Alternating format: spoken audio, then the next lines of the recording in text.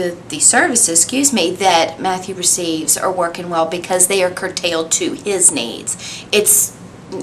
There's not a blueprint for every child. You have to look at the child's needs individually and set up a plan that's going to make them excel, because what his plan, what works for him is not necessarily going to work with a child with the same disability, because every child is different. So we have worked very hard to set up a plan that fits Matthew's needs, not everybody else's. The biggest reason that we think that everything is working so well is because of the partnership we have with the teachers, with the school. They actually know exactly what we expect from JP. We listen to what they have to say about JP's education, and we let them be the professional, and we just kind of follow their lead. And the communication and the insight that we have, they consider, and vice versa. So it's really about communication and partnership.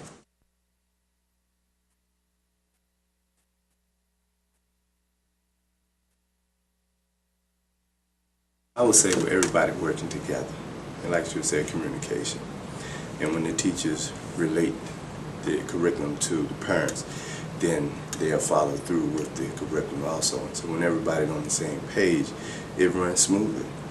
Everybody's doing everything together, and the teacher send home a message through the student, and the parents follow through with the message. Everything just works itself out. Communication, I'd say, between the teacher, that's the primary one, between the teacher or the caseworker and the parent.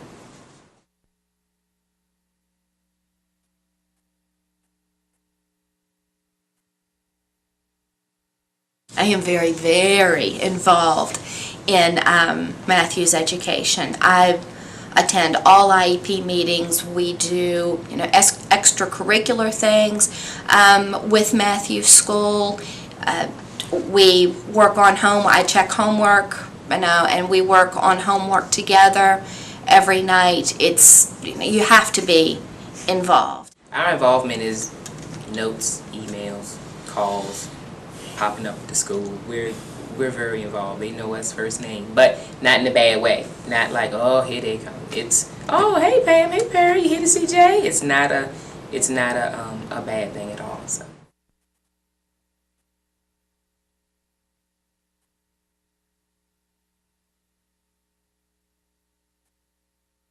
So I made a point every year to meet with the teacher separately and to kind of give them a story, the Carter story, I'd say, every year. Because regardless of whether they, had read the folder, which is kind of sterile, just talking to them one-on-one about who Carter is as a person, where her strengths are and her weaknesses are, I think helped the transition tremendously, because then it put a face with a story, with a name, with a folder, and they were able to better understand, what she needed. Parent and partner. Right. Yeah, just being an ear to hear what they have to present to us, and we just listen, and if we feel that that's a good fit for JP, then we on board with it.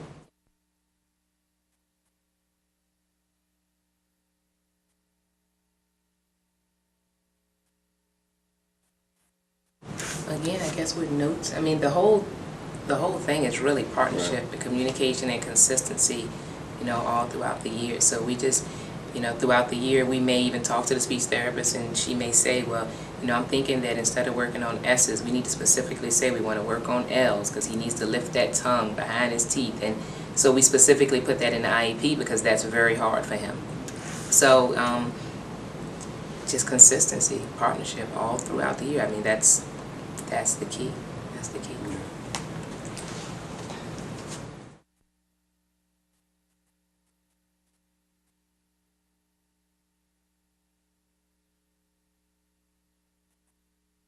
Them knowing us.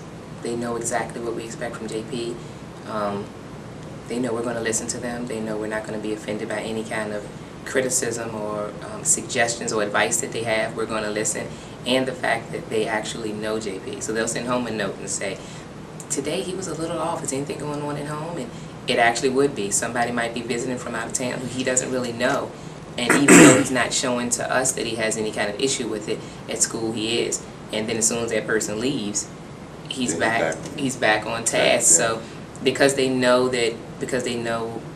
who we are and our involvement with him and our appreciation for what they do, they're more open to be able to speak with us and say, you know, we need to change this in the home, or we don't need to change this in the home. It's just the partnership.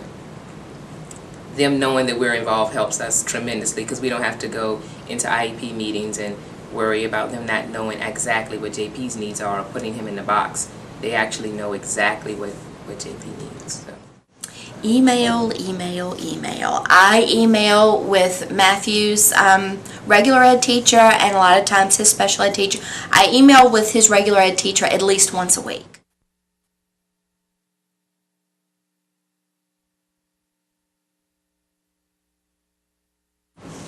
Working together, Communication support, and planning.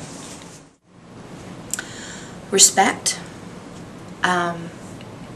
Open mind.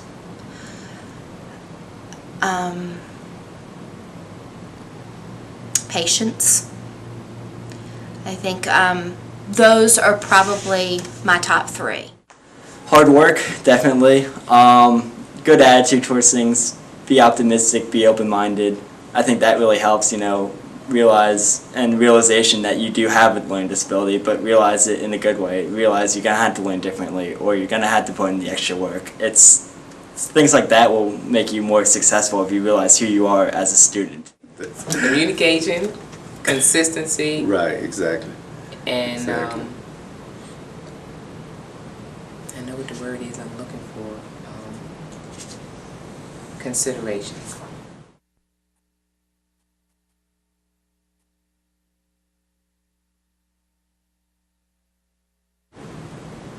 Well, communication, because they tell us about how JP's doing during the school day, so we can know how to interact with him during the home day. And school and home behavior is not the same. So No. the things he does at school that are wonderful and perfect are not wonderful and perfect at home. So we need to know exactly what he's doing at school so that we can at home know that he can do it and him not manipulate us into thinking that he cannot.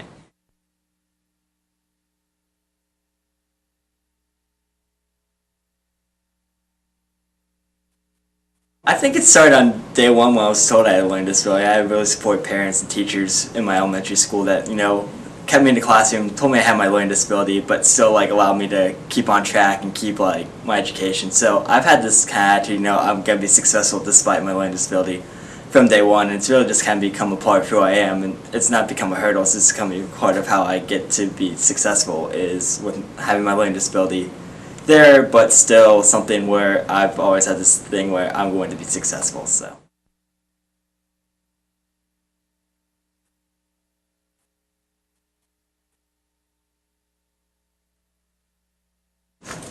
When it's like to be a strong advocate, it's like to share their learning style, and to share your successes and what you learn about everything. Be vocal. The meaning's about yourself. People are gonna decide what they think is good for you, but ultimately you know what's good for yourself. So really take charge of me, and I wish I had taken charge in the first couple meetings I went to. I kind of sat in the back and really didn't say much, but it was nice when I finally found my voice and really realized it's no, that's not going to be a smart accommodation for me, or no, that's not a smart goal for me. I should have this as a goal for me. So really just take charge. It's about you, so you might as well have a voice about yourself.